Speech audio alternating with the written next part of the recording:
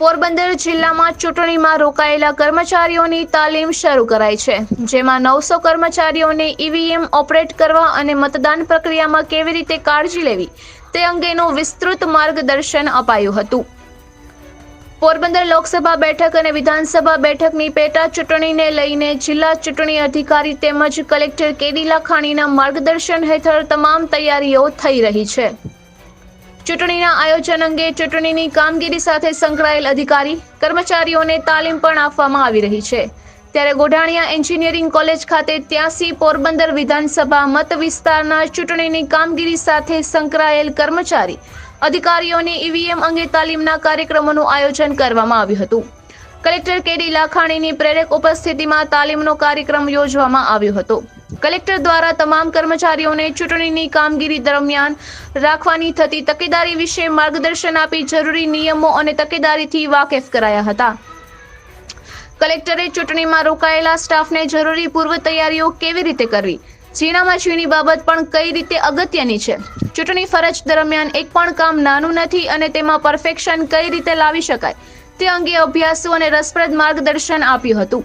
મદદનીશ ચૂંટણી અધિકારી અને પ્રાંત અધિકારી S.A. જાદવ દ્વારા ચૂંટણીની કામગીરી અંગે પીપીટી બનાવી વિસ્તૃતમાં માર્ગદર્શન આપવામાં આવ્યું હતું.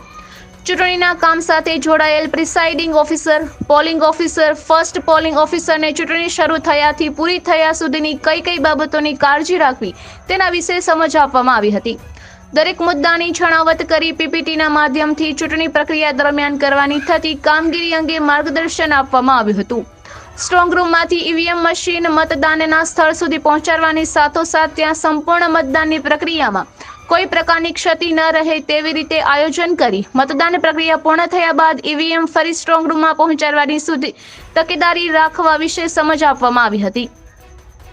27 માસ્ટર ટ્રેનરો દ્વારા ઈવીએમ ઓપરેટર કરવાથી લઈને વિવિધ કામગીરી કેવી રીતે કરવી તેના વિશે સમજ આપવામાં આવી હતી.